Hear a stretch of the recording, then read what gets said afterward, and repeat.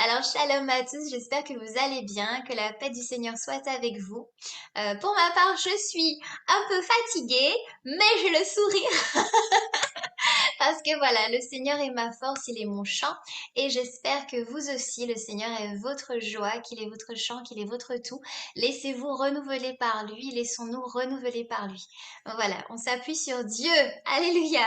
Donc aujourd'hui, je vais pas être bien long. On retrouve notre frère Luc pour notre très belle émission. Voilà, notre frère Zélé. Et donc, je te donne tout de suite la parole pour que tu puisses bien nous parler aujourd'hui de la culpabilité. Voilà, que le Seigneur puisse nous bénir à travers ton beau témoignage. Ok, c'est bon, ça fonctionne. Bonjour, bonjour à tous. Alors, oui, aujourd'hui, en fait, c'est la suite de la vidéo précédente où on avait parlé de l'ésotérisme et donc des dégâts que ça peut constituer.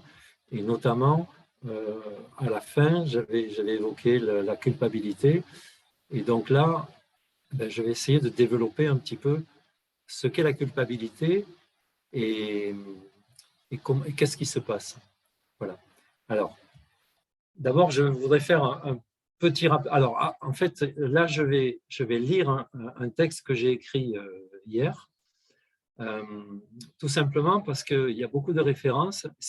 Là, c'est moins un témoignage, c'est plus une réflexion et c'est plus disons, une réflexion que j'ai eue euh, par rapport justement à ce thème-là, parce que ça a été difficile pour moi aussi. Euh, la culpabilité, c'est quelque chose qui m'a poursuivi. Et donc après, j'ai voulu comprendre, et c'est la raison pour laquelle j'ai ben, j'ai médité tout ça, et puis j'ai fait appel à l'intelligence et de la foi et à la raison, la foi et la raison, pour essayer de comprendre ces mécanismes et ne plus tomber dans ce piège-là, parce que c'est un vrai piège. Voilà. Alors, d'abord, je voudrais faire un petit rappel important. Mon intention n'a qu'un seul but, c'est de témoigner de situations personnelles, spirituelles vécues et analyser à l'aune de mon intelligence qui est forcément limitée. Et donc, je ne prétends pas détenir une vérité, une sagesse ou quoi que ce soit. C'est simplement mon point de vue très personnel qui, j'espère, aidera les chercheurs de sens sur leur chemin.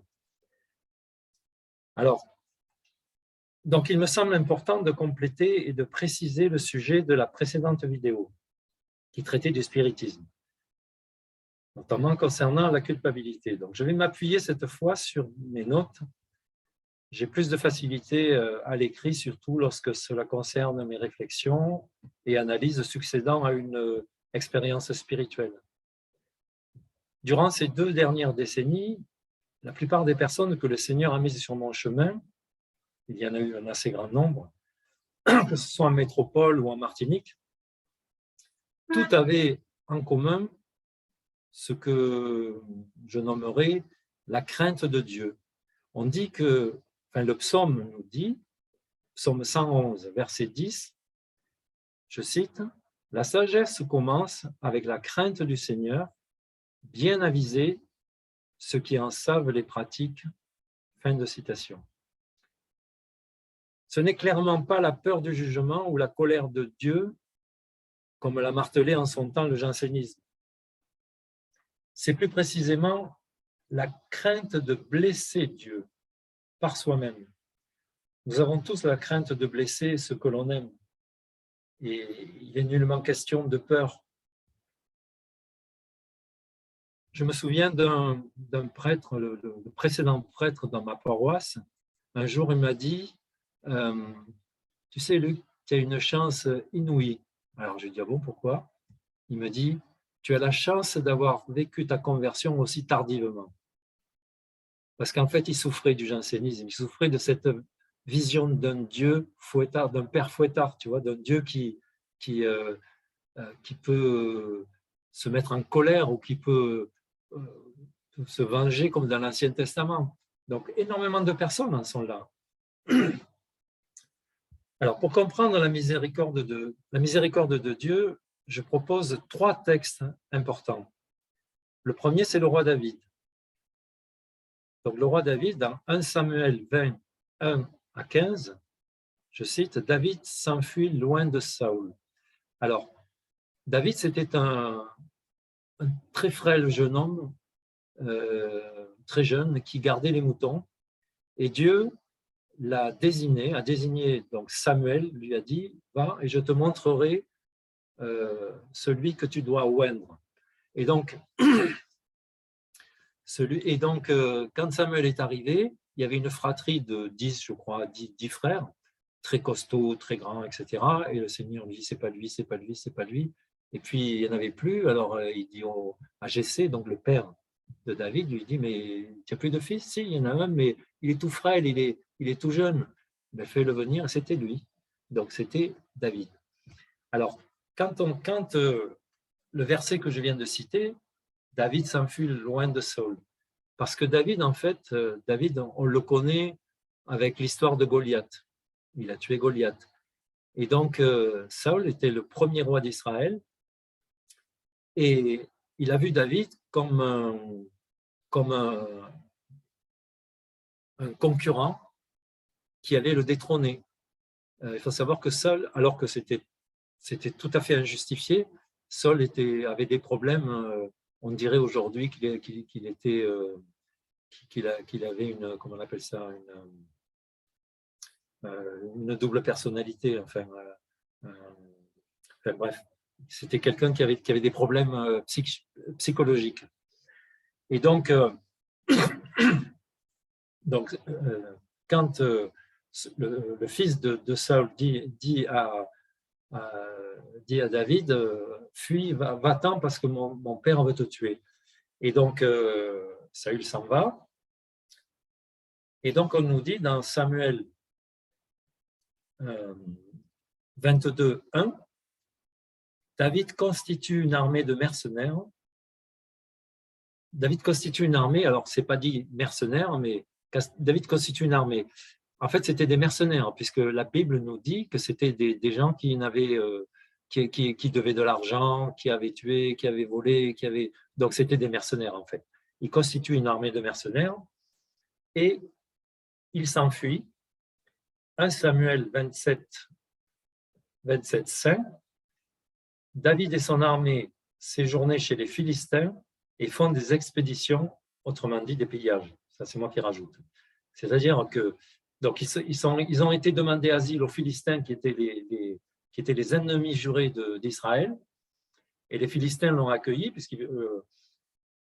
et les Philistins l'ont accueilli en se disant, le roi des Philistins l'ont accueilli en se disant, au moins il ne fera pas de tort à personne, il ne nous fera pas de tort du moins. Mais pour nourrir son armée, David descendait dans les villages lointains, il pillait tout ce qu'il y avait dans le village, et il tuait, nous dit la Bible. Alors, il ravageait les contrées, au verset 9 à 12, il ravageait les contrées, ne laissant en vie ni homme, ni femme. Donc, ni enfant, on peut dire, parce qu'en fait, il faisait ça pour ne pas être confondu par le roi des Philistins, parce que si quelqu'un avait été dire c'est David qui est venu nous attaquer, le roi des Philistins l'aurait jeté dehors. Donc, on voit déjà ce David dont on dit qu'il est le fils, dont on dit de Jésus, fils de David. Donc, c'est pas n'importe qui, David. C'était un roi très puissant. Mais on voit que ce roi, quand même, c'était un peu tordu, mais ce n'est pas tout. Donc, il a fait pas mal de méfaits. Ensuite, David redevint roi. Par contre, il avait respecté Saül. Il aurait pu le tuer, mais il ne l'a jamais mis à mort. Il ne l'a jamais agressé, il ne l'a jamais tué. Il en a eu l'occasion, il ne l'a pas fait. Au chapitre 11, 1 à 17, David commet l'adultère avec la femme de son fidèle et meilleur officier Uri. Donc, on voit que là encore, il y a un petit problème. Mais commettre l'adultère, ça voulait dire mettre à mort. Ça voulait dire que la femme d'Uri, ben, on aurait dû la mettre à mort parce qu'elle avait commis l'adultère, et lui aussi normalement. Et donc, qu'est-ce qu'il fait? Il fait venir Uri qui était sur le front en se disant ben, il va aller voir sa femme et puis comme bon, ben, ils auront des relations et il croira que l'enfant est à elle. Et en fait, Uri est tellement attaché à sa mission qu'il refuse d'aller voir sa femme. Enfin bref. Et donc, quand David voit ça, il se dit ben, j'ai qu'une solution, c'est de le faire mourir. Et il donne à Uri une lettre qu'il doit remettre à son général. Cette lettre, il est indiqué que David doit aller devant les Philistins en première ligne pour mourir. Donc on voit un petit peu David. Alors là, quand on commence, et David finira par se repentir, il reconnaît son péché et il accepte les conséquences. Dieu effacera son péché et tiendra ses promesses aux descendants de David, notamment à Salomon, etc. Mais David va quand même assurer les conséquences du crime qu'il a commis. Il faut lire l'histoire de David, elle est passionnante. Moi, elle m'avait vraiment passionné, cette histoire. Et donc, et d'ailleurs, à plus d'un titre. Et après l'avoir médité, je me suis dit, moi qui étais dans la culpabilité, je me suis dit, mais j'ai de la marge quand même par rapport au roi David, je suis loin, quoi. Donc, ça m'a beaucoup libéré, cette histoire, énormément, parce que Dieu pardonne des méfaits pareils et en plus donne la royauté, ne lui enlève pas la royauté. Donc, on voit bien à quel Dieu on a affaire. Je crois que si on ne comprend pas, là, il y a un problème. Donc, il faut vraiment lire cette histoire. Très, très intéressante. Et d'ailleurs, même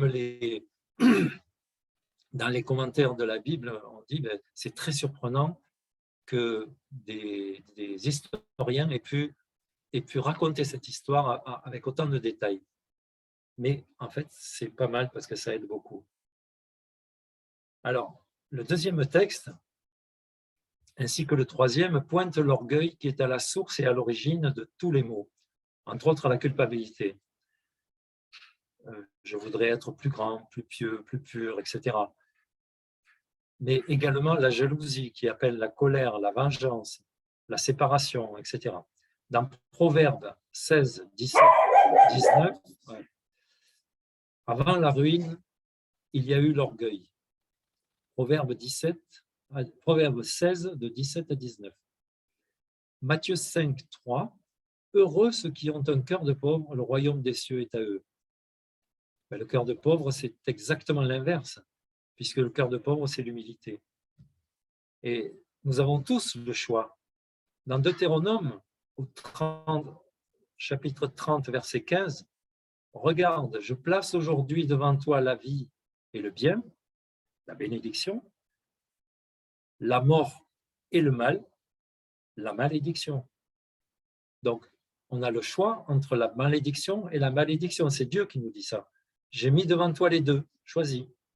Ou dans Siracide 15, 16, il a mis devant toi le feu et l'eau, étends la main et va vers ceux que tu préfères. Alors, commençons donc la deuxième histoire. Donc, la deuxième histoire, c'est Pierre. Donc, Saint-Pierre. Pierre est un homme droit et tout dévoué au Christ. Il n'a aucun doute. C'est le parfait chrétien zélé et inspiré. Dans Matthieu 16, 16, Simon-Pierre prend la parole. Tu es le Messie, le Fils du Dieu vivant. C'est le moment où Jésus demande à ses apôtres qui sont là autour de lui, pour vous qui suis-je? Et donc Jésus dira à Pierre, ce n'est ni le chair ni le sang qui t'ont indiqué ça, mais c'est mon Père qui te l'a révélé. Mon Père qui est aux cieux qui te l'a révélé. Donc on voit que Pierre est quand même un homme plus qu'inspiré. Ensuite, là où ça commence un peu à coincer, c'est quand Jésus annonce sa passion. Et dans Matthieu 16, 22, Pierre prend Jésus à part et commence à lui faire la leçon. Je cite là, hein, je cite Matthieu 16, 22, Pierre prend Jésus à part et commence à lui faire la leçon. Ne parle pas de malheur, ne t'attire pas, Seigneur. Cela ne t'arrivera pas, Seigneur. C'est quand Jésus donc annonce sa passion et Pierre lui dit attends, mais tu rigoles, non, mais là, il le prend à part, tu vois.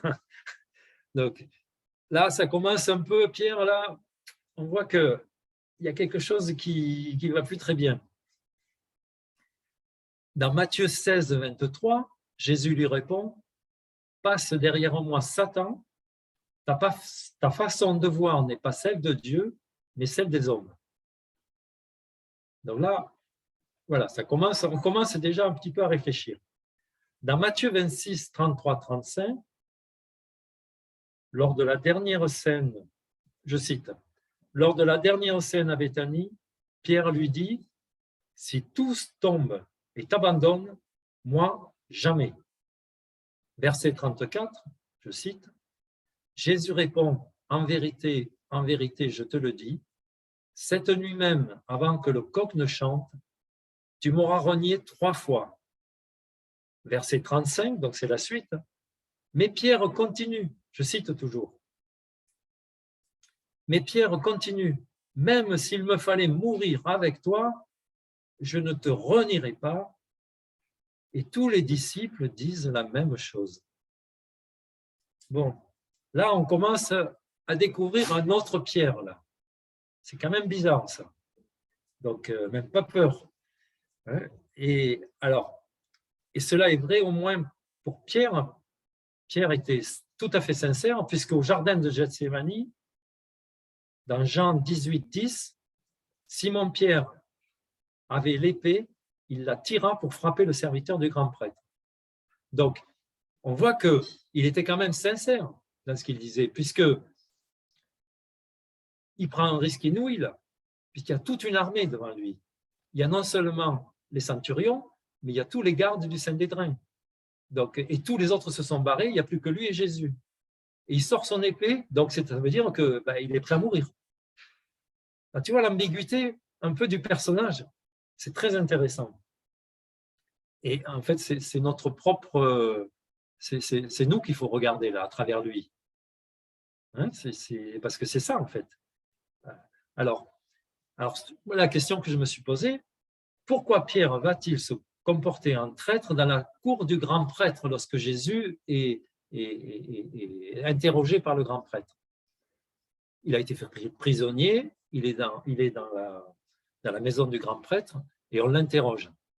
Et puis on fait venir des faux témoins, etc. Bon, on connaît l'histoire. Dans Matthieu 26, 69 à 74, Pierre dit « Je ne connais pas cet homme, il est dans la cour. » Et puis on lui dit « Mais attends, mais toi, tu étais bien avec lui ?»« Ah non, non, non, non, moi je ne le connais pas. » Par 3 fois. Alors, l'un de mes guides spirituels, le père Malescourt, qui était prieur des Jésuites à Montpellier, il est décédé il y a pas mal d'années. C'était un beau personnage qui m'a beaucoup aidé. Et il m'a enseigné la spiritualité ignatienne.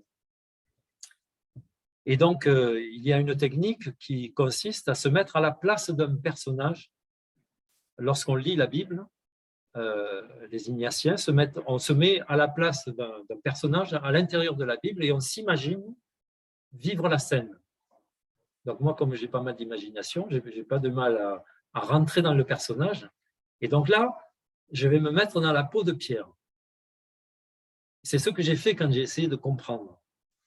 Et donc, je suis là dans cette cour pour comprendre les mécanismes qui ont fait que Pierre a pu renier, alors qu'il était prêt à mourir avant. Et donc, je suis Pierre et j'analyse la situation. Donc, nous sommes dans la cour et je prends soudain conscience que j'ai suivi un imposteur. Parce que durant 3 ans,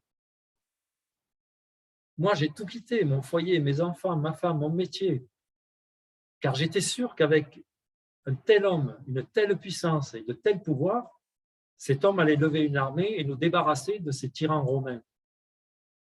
Donc, j'étais en fait une sorte de maquisard avant l'heure. Et puis moi, j'aurais été son général, certainement, et j'aurais combattu loyalement. Et au lieu de cela, cet homme se livre lâchement et met fin à notre projet. Alors, eh bien, c'est bien fait pour lui, j'ai envie de dire, parce que qu'il soit emprisonné afin de ne pas endoctriner d'autres personnes, parce que c'est un personnage dangereux et pervers.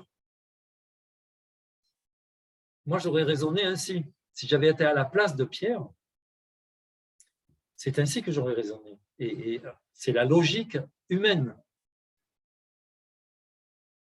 Donc, c'est la façon de voir des hommes, comme Jésus l'a dit après.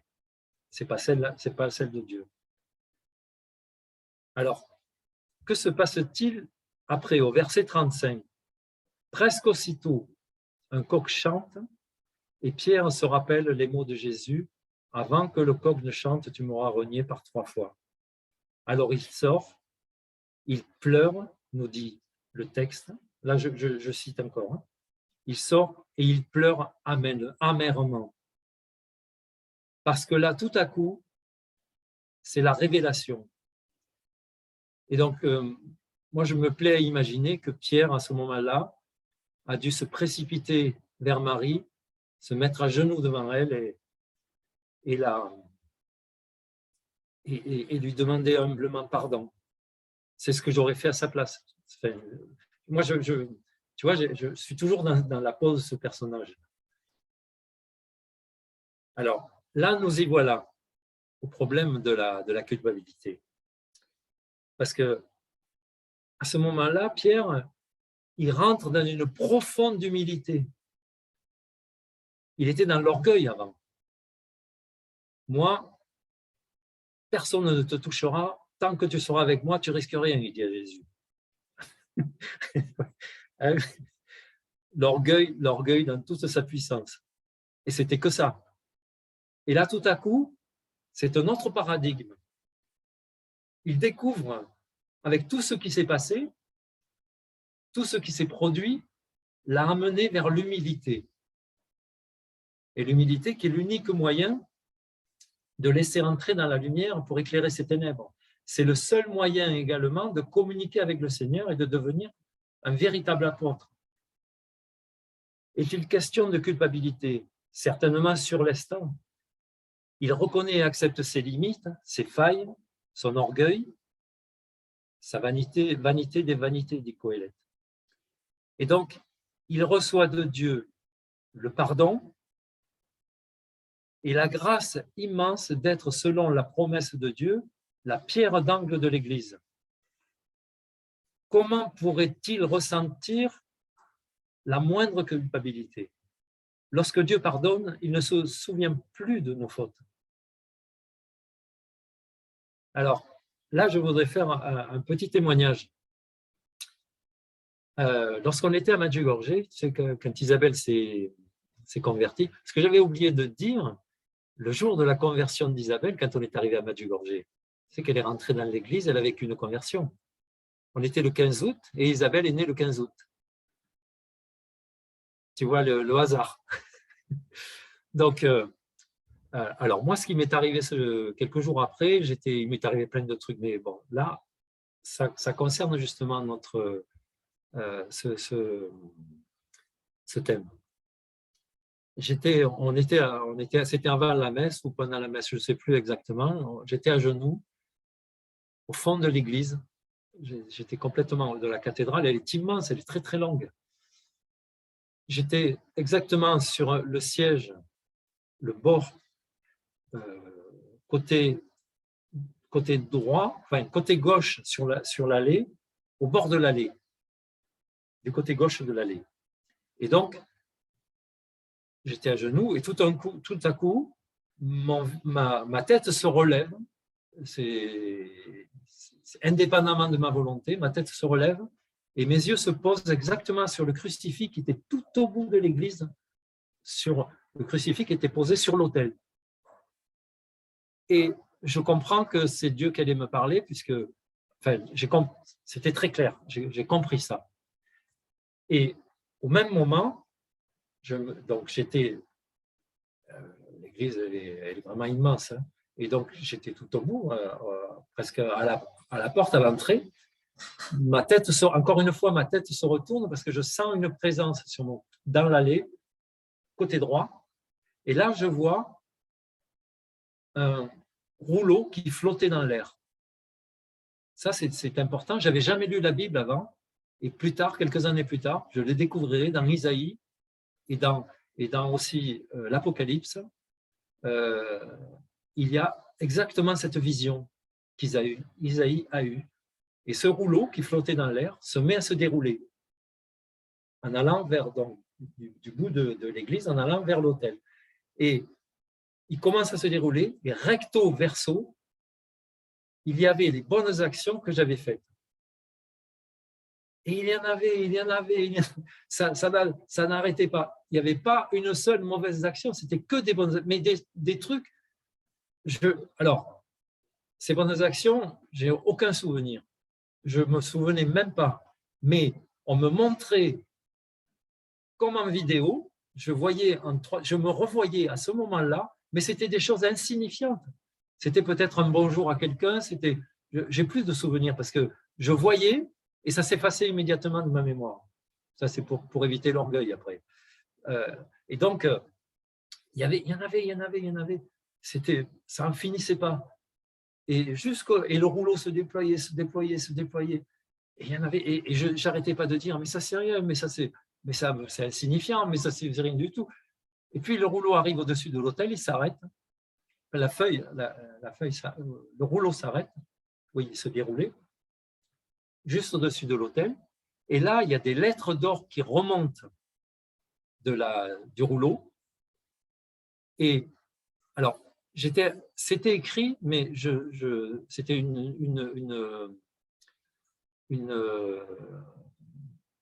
comment? C'était des paroles que j'étais incapable de déchiffrer, mais que je voyais. Donc, on me montrait exactement ce que c'était. Et là, il y a des lettres d'or qui remontent. Et là, c'était un jour, j'étais chez moi, donc c'était avant la conversion. Bien avant la conversion, 2 ou 3 ans avant la conversion, mon papa était décédé.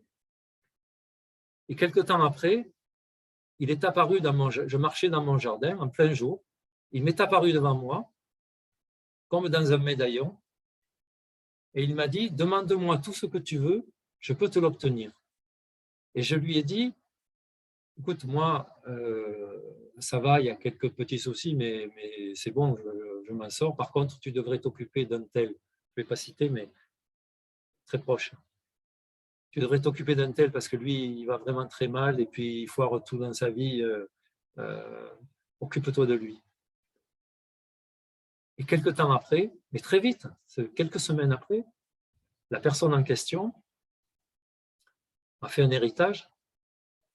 Il a vendu cet héritage et il a acheté un immense terrain, une friche de près de 30 000 mètres carrés, qui valait rien, qui valait le prix qui valait beaucoup d'argent, mais disons le prix d'une villa, qu'il avait reçu en héritage. Et donc, toute sa famille, tout le monde lui a dit, mais qu'est-ce que tu fais? Mais tu es complètement fou d'acheter ça, il y a des taxes énormes, etc. Ben, 6 mois après, ce terrain est passé constructible et ça a été une fortune colossale qu'il a reçue. Et sa vie a complètement changé. Eh bien, cet acte-là, il était en lettres d'or sur le parchemin. Voilà. Alors, voilà, je referme la parenthèse là-dessus. C'est simplement pour dire qu'il n'y avait pas un seul. Peut-être que je n'ai jamais commis de mauvaises actions, je n'ai jamais commis de péché dans ma vie, hein, puisqu'il n'y en avait pas un seul. Hein. Moi, je dois être un grand saint. Parce que... non, je veux dire par là que c'est pardonner, c'est oublier notre passé, nos péchés, etc. Il n'y en avait pas un seul qui était marqué sur le livre. Pas un seul, c'était que des petites bonnes actions. Et la véritable bonne action, elle était en lettres d'or. Donc voilà, je referme cette parenthèse.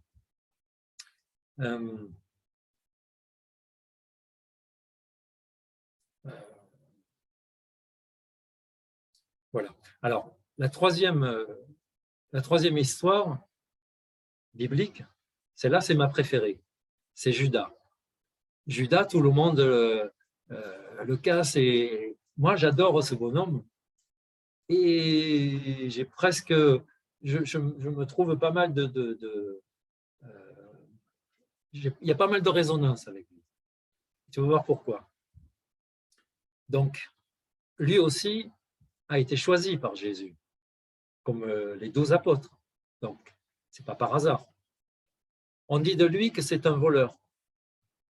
Ben, pas plus que Matthieu, puisque Matthieu, lui, c'était un percepteur d'impôts et c'était bien pire que lui, parce que Matthieu, c'était quand même un sacré salaud, parce que non seulement c'était un collabo, il percevait l'impôt pour les Romains, et lui, comme il n'était pas payé par les Romains, il se payait avec une taxe dont il était libre de fixer le prix. Et il fixait des prix exorbitants, c'est pour ça qu'il était très riche, comme il s'appelle, qui était perché sur l'arbre. Enfin bref. Et donc, il spoliait en fait ses contemporains en prélevant pour lui un pourcentage exorbitant. Donc, Judas comme Pierre voyait clairement en Jésus le futur roi d'Israël. Grand, puissant, un peu comme Pierre, donc, comme tous les apôtres d'ailleurs. Et Judas, lui, il était sûr de devenir ministre des Finances, puisque c'est lui qui avait la caisse déjà. Alors, j'ai pris un exemple, j'ai dit, c'est un peu à la Cahuzac, l'ancien ministre qui planquait ses sous en Suisse, alors qu'il faisait la chasse aux contrevenants, et lui, il était en tort. Bon, il s'est fait virer, mais bon. Donc, il était un peu dans cet esprit-là. Et lorsque Judas comprend que Jésus est sérieux, en disant qu'il doit se livrer lui aussi, il se sent floué, il se sent trahi par cet imposteur, encore une fois. C'est exactement ce qu'il doit penser. Je fais une petite supposition. Supposons que le général de Gaulle, pendant la dernière guerre, avant le débarquement des troupes alliées, imaginons qu'il ait été rallié Pétain ou se livrer à Hitler. Comment les maquisards auraient pris la chose? Mais c'est un peu pareil. On est un peu dans le même état d'esprit. Donc, comme Judas est du genre anxieux, et il a peur de manquer, ça c'est très important. Il est anxieux, il a peur de manquer. Et donc, il cherche à thésauriser parce qu'il se dit, ben ce gars-là, je l'ai suivi pendant 3 ans, j'ai perdu suffisamment d'argent, donc ben maintenant je vais me récupérer puisque, voilà. Et donc, il cherche à thésauriser, à posséder. Et c'est là son point faible. C'est le point faible sur lequel le démon peut agir à son aise. On peut se poser la question, qu'est-ce qui me possède? Qu'est-ce que je possède qui me possède?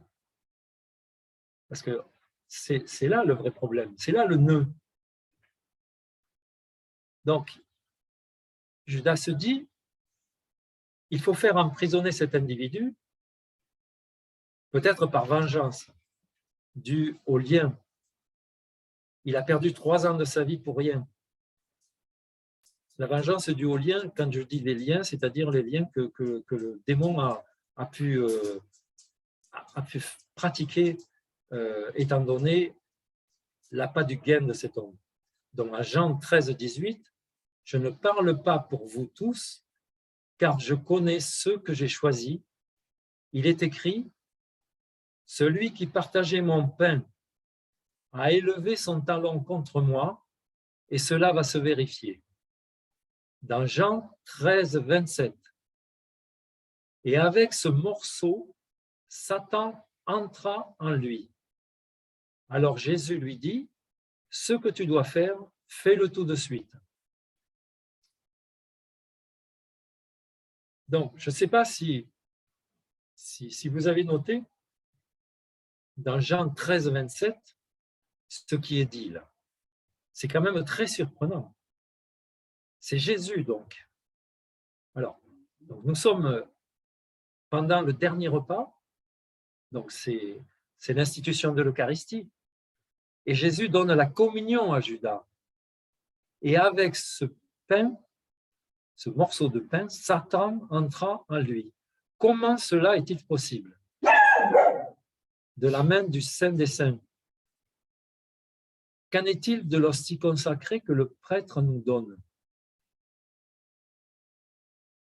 Alors, là encore, je vais faire un petit témoignage. Avant le Covid,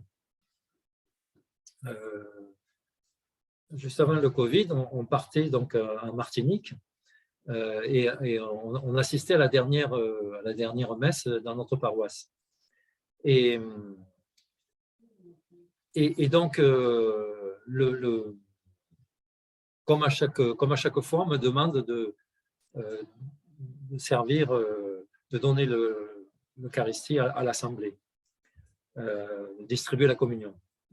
Et donc, je m'avance, je vais chercher le calice dans le Saint-Sacrement. Je me dirige à l'autel, sur le côté gauche de l'autel. Je dépose le calice sur l'autel, le prêtre le prend, il sanctifie, etc. Puis, il vient, il me donne la communion, et quand il me donne la communion, il me dit, il me pose une question extrêmement bizarre. Il me dit, est-ce que tu vas donner la communion tout à l'heure à la communauté? J'ai dit oui. Entre moi, je me dis, mais pourquoi il me pose cette question? Je ne suis pas là pour communier avant les autres. Bon, enfin bref. Une deuxième, il va à l'autel, il revient vers moi, il me dit, est-ce que tu donnes la communion à l'autel? Alors là, je dis rien, mais il y a une petite voix en moi qui me dit, tu es en état de péché, tu ne donneras pas la communion. Et effectivement, le prêtre donc boit le calice, et en principe, il me le donne, on le partage. Et là, il ne me le donne pas, il s'en va, et il va donner la communion à l'Assemblée tout seul. Et je suis resté planté là, avec cette question qu'il faut que chacun de nous se pose. Parce qu'en fait, oui, j'étais en état de péché, parce que quelques jours avant, donc je ne m'étais pas encore confessé, on avait subi des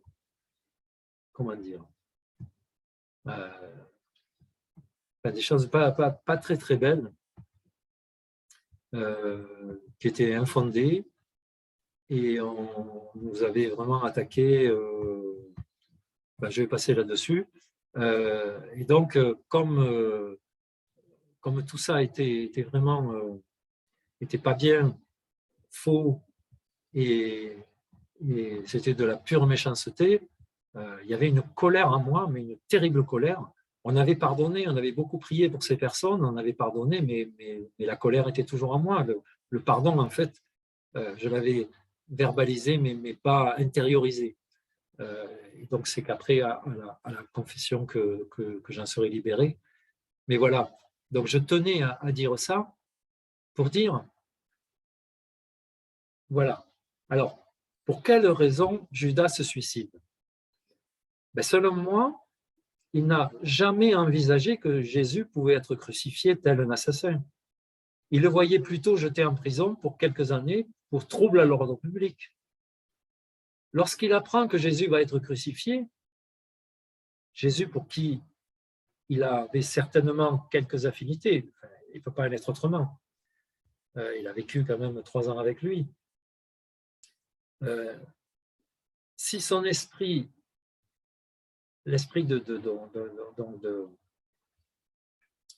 son esprit était embrumé, il était lié par Satan. Et ce dernier, Satan, va activer le sentiment de culpabilité. C'est là où je voulais en venir. C'est qu'il faut comprendre ce cheminement. Et donc Judas n'est plus capable de discerner. Il ne se trouve aucune excuse, puisqu'il a cette pression du démon qui lui dit « Mais regarde ce que tu as fait, tu es responsable de la mort du Fils de Dieu. comment est-ce que tu peux te pardonner cela? Mais ça, c'est le sommet de l'orgueil pour moi. Et dont la cause première, à mon sens, donc, est la culpabilité. Dans Matthieu 6, 24, personne ne peut servir bien deux maîtres. Il détestera l'un et aimera l'autre. Vous ne pouvez pas servir Dieu et l'argent, aimer Dieu et l'argent. En conclusion, toujours selon moi, les liens de quelque ordre qu'ils soient altèrent les esprits et peuvent nous pousser pour le moins à laisser pénétrer en nous les ténèbres de la culpabilité, de la jalousie, de la colère, avec comme conséquence un mal-être, une dépression, voire une maladie, et avec une certitude, c'est le rejet de Dieu opéré par soi-même, car la ténèbre et la lumière ne peuvent cohabiter.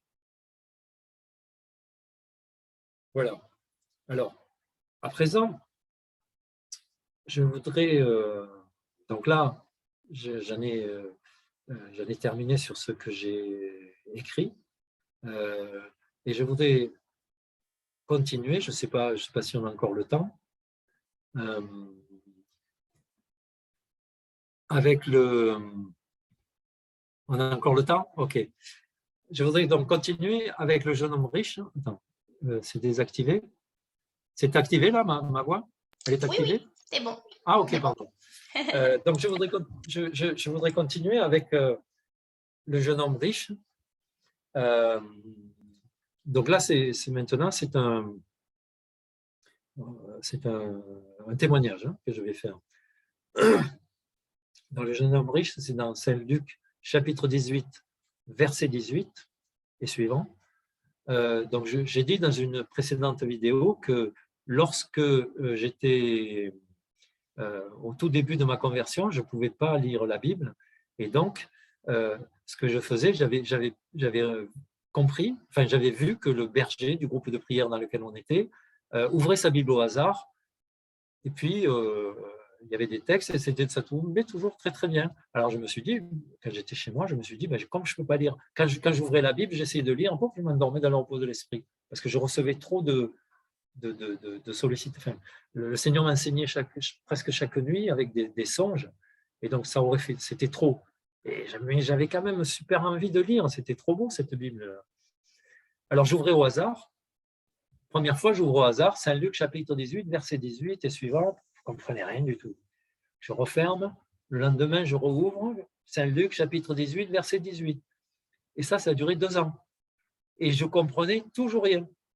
Alors, c'était soit Saint-Luc, chapitre 18, verset 18, soit le verset 35, qui est un peu plus loin. C'est, j'en ai parlé la dernière sur la précédente, je crois. C'est l'aveugle de Jéricho. Donc, ça, j'ai déjà développé là-dessus. Alors, le jeune homme riche. Jeune homme riche, voilà un jeune homme qui... Alors, dans Marc, on nous dit que c'est un jeune homme riche, et dans Saint-Luc, on dit que c'était un homme riche. Donc, voilà cet homme qui arrive devant Jésus.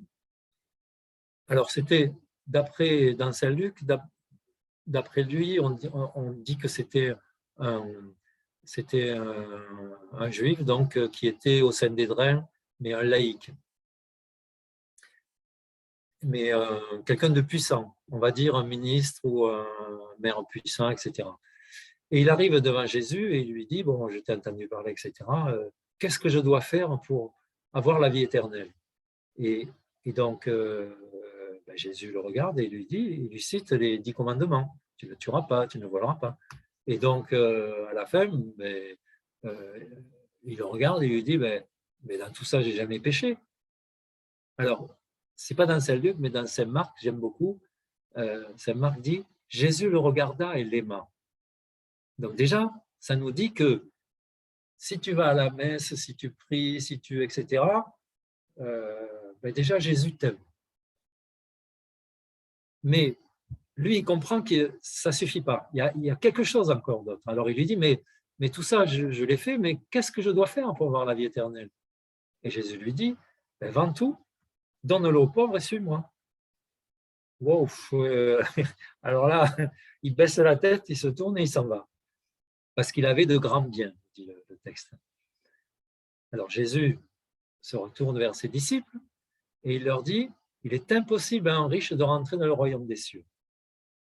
Et Pierre, toujours lui, dit à Jésus, mais attends, mais nous, on a tout quitté, notre maison, nos enfants, pour te suivre.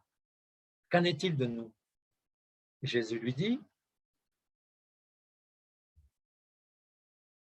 c'est impossible, mais rien n'est impossible à Dieu. Celui qui a quitté un champ, une maison, un enfant, une femme, etc.,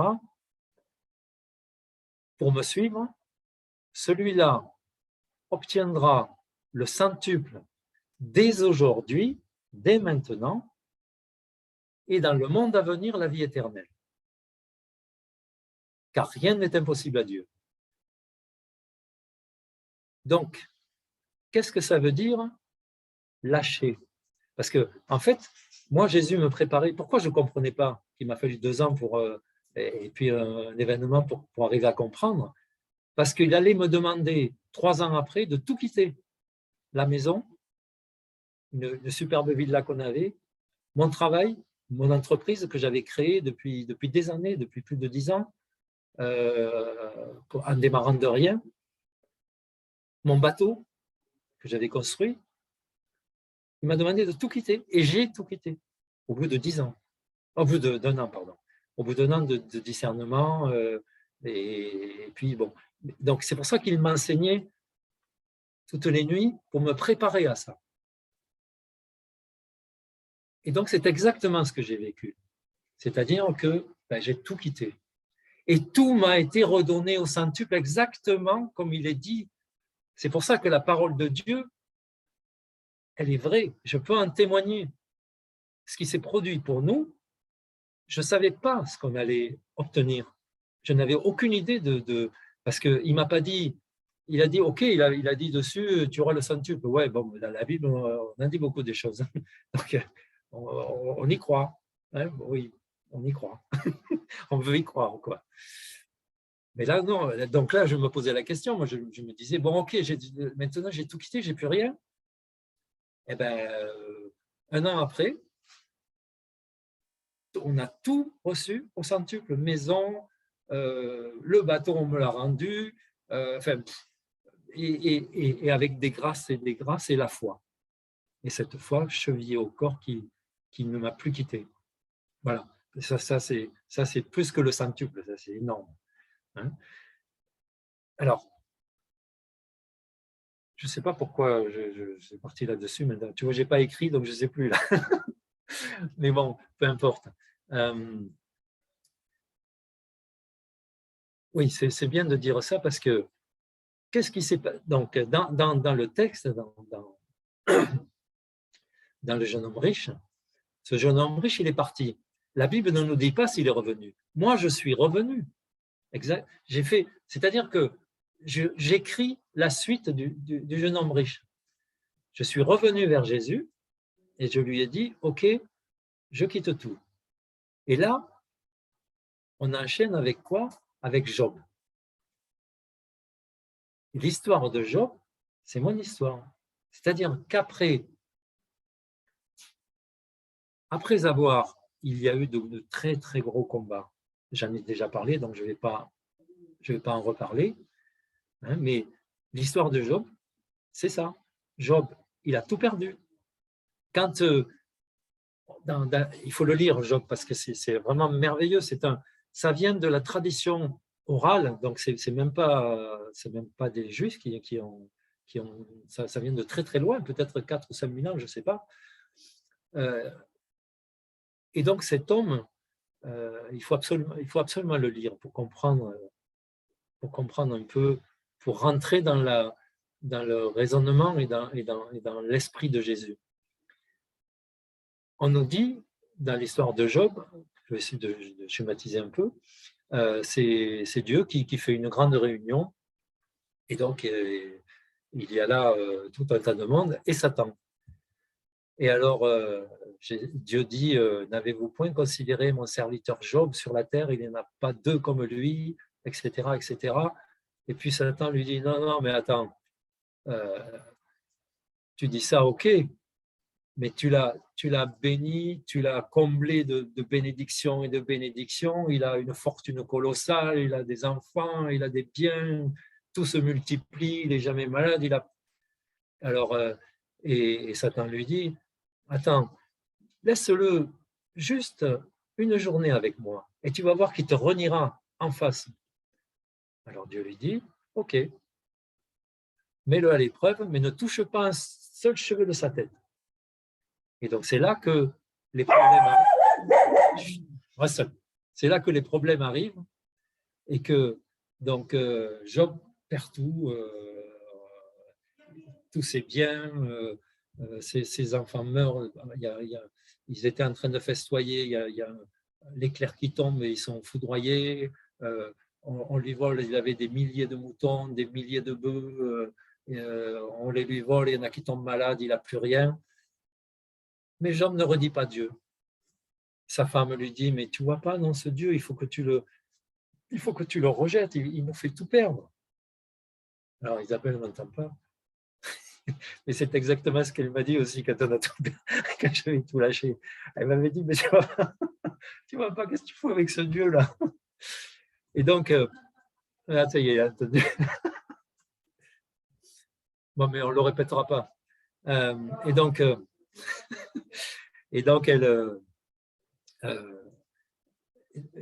Job ne renie pas Dieu. Il dit cette phrase merveilleuse. Il dit, Dieu m'a tout donné. Dieu m'a tout repris. Ouf. Bon. C'est dur hein, d'être hypersensible. Dieu m'a tout donné, Dieu m'a tout repris. Je ne vais pas y arriver. Que le nom de Dieu soit béni. Donc, voilà. Et alors, mais ce n'est pas fini. Satan revient auprès de Dieu, une deuxième réunion. Dieu lui dit, alors, tu vois qu'il n'a plus rien et il ne m'a toujours pas renié. Et Satan lui dit, ah oui, oui, mais attends, laisse-moi le frapper dans sa chair et tu vas voir qu'il te reniera. Dieu lui dit, ok, mais ne touche pas à sa vie. Et c'est là que il est touché dans sa chair, il a sa peau qui est purulente, il est assis sur, le texte nous dit qu'il est assis sur un tas de fumier et avec un tesson de poterie, il s'enlève le pus qui sort de sa peau, etc. Et il y a ses amis il faut lire, lisez-le parce que c'est vraiment un très très beau texte et vraiment à méditer et à s'approprier. Et Job ne reniera pas Dieu. Même là, il ne le reniera pas. Donc, voilà. Je crois que ça dit beaucoup de choses sur quand on nous parle de culpabilité,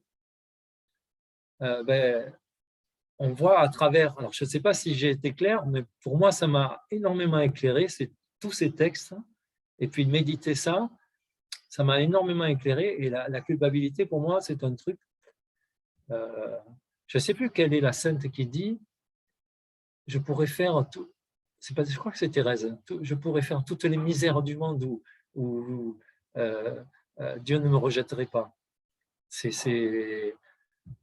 Donc voilà, il faut être bien conscient de ça parce que c'est vrai que ça, j'arrête pas dans toutes même dans les réunions qu'on a, les partages, etc., ou les témoignages que je peux faire à des gens qui viennent comme ça. À chaque fois, j'insiste là-dessus et il faut voir comme les gens sont troublés parce que la plupart d'entre eux, j'ai presque envie de dire la quasi-totalité, voient un Dieu, ont peur de ce Dieu. C'est incroyable. Voilà. Il ne faut pas avoir peur de ce Dieu, c'est un Dieu d'amour et de miséricorde qui a pleuré quand son ami Lazare est mort. Ça aussi, c'est très curieux parce qu'il savait qu'il allait le ressusciter. Et pourquoi il pleure? il pleurait peut-être, je me suis dit, à cause de ses parents, de sa sœur, puisque c'est sa sœur qui est venue voir Jésus au-devant de lui, qui était dans la tristesse. Donc il était touché dans sa miséricorde. Voilà, je crois qu'on a dépassé, non? On a un peu explosé les compteurs, non? On est bon? Ah. Ben, Ben, alors, ce que tu disais, il y a le chant du coup de Thérèse, c'est moi si j'avais commis tous les crimes voilà. possibles, je garderais toujours la même confiance, car je sais bien que cette multitude d'offenses n'est qu'une goutte d'eau dans un brasier ardent. J'aime beaucoup cette chanson. Il y a beaucoup de couplets. Je vous invite vraiment à écouter cette chanson sur YouTube. Alors, bah merci pour ton beau témoignage. J'ai une chanson aussi par rapport à la phrase que tu avais dit du mal à dire, parce qu'il y avait beaucoup d'émotions. Il y a une chanson aussi, alors que j'oubliais, mais c'est une chanson qui dit en gros, bah, ce que tu as dit là, c'est en anglais et en français. Si je la retrouve, je vais essayer de la mettre en fin de vidéo aussi, donc ces deux chansons-là. Mais c'est très très beau que Ouais, ouais, Dieu a donné. dans Job, dans Job, Et, voilà, parce que ça dans dit le livre de Job. You give and Oui, take away, you give and take away. J'ai oublié en fait la suite. Je suis fatiguée. Mais c'est un très très beau chant. Donc merci vraiment pour tous ces passages bibliques qui j'espère du coup vous auront éclairé. Et n'hésitez pas voilà, à parcourir la Bible. Alors pas forcément le tout en même temps, mais voilà, de regarder peut-être l'histoire de David cette semaine, une autre semaine ou un autre mois. Voilà, l'histoire de Judas ou celle de Pierre. Voilà, moi effectivement, ces histoires m'ont beaucoup aidée, notamment David et Pierre. Donc, je pense que ça peut aider beaucoup d'autres personnes également. Et puis pour le jeune homme riche, eh ben oui, on a tous une richesse en fait qui des fois nous sépare de Dieu. Dieu nous demande à un moment donné, est-ce que tu veux bien quitter ça pour moi? Parce qu'il sait que finalement, des fois, on s'accroche à ça et ça nous empêche finalement de voir qu'il y a encore plus grand qui nous attend. Voilà, et moi, si j'avais pas lâché les choses qu'il me demandait, ben, j'aurais pas mené du coup la vie que je mène aujourd'hui. Je serais passée à côté de beaucoup de choses. Voilà, donc en fait, merci. tu as raison de dire ça. Et il faut aussi préciser parce que la plupart des gens s'imaginent que la richesse, c'est l'argent. Mais on peut avoir beaucoup d'argent et un cœur de pauvre, et on peut être très très pauvre et un cœur de riche. Les deux ne sont pas incompatibles. Ça n'a rien à voir avec l'argent, c'est-à-dire c'est savoir qu'est-ce qu'on en fait déjà. Si on a de l'argent, qu'est-ce qu'on en fait? Et ensuite, est-ce que cet argent te possède ou est-ce que c'est toi qui le possèdes? Parce que tu peux avoir, par exemple, on peut posséder un enfant. Ça, c'est la chose la plus terrible qui soit. J'ai dans ma famille, il avait 5 ou 6 ans de plus que moi, et il a fini, sa mère était très protectrice, elle était très possessive, et il a fini par se suicider, parce qu'il ne pouvait pas vivre, il n'a jamais pu vivre. C'était sa mère qui toujours lui disait ce qu'il devait faire, comment il devait faire, cette personne, non, elle n'est pas bien pour toi, etc. Ben, à la fin, il s'est suicidé. Donc, c'est ça, la liberté, et justement, tout ce qui nous possède nous aliène. En fait, on devient esclave d'une maison, esclave d'une voiture, esclave d'un collier en or, esclave de bêtises souvent, de choses insignifiantes.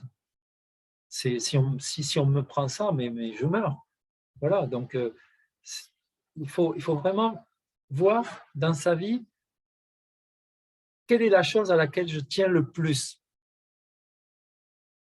Quelle est la chose à laquelle je tiens le plus et de quelle façon j'y tiens. Si c'est un enfant, est-ce que cet enfant, je le laisserai partir pour qu'il puisse vivre sa vie? Comme toi, tu es parti. Tu es parti vivre ailleurs. C'est un déchirement pour tes parents. Moi, j'ai fait la même chose à l'âge de de 21 ans, je suis parti en Afrique. 21, 22 ans, je suis parti en Afrique et mes parents, ils n'ont rien dit. Mais j'ai bien vu dans leurs yeux que c'était un déchirement pour eux. Surtout que je revenais qu'une fois par an. Donc, c'est pas... voilà. Je pense qu'il faut bien, bien réfléchir à ça. Qu'est-ce que c'est dans ta vie qui est un lien?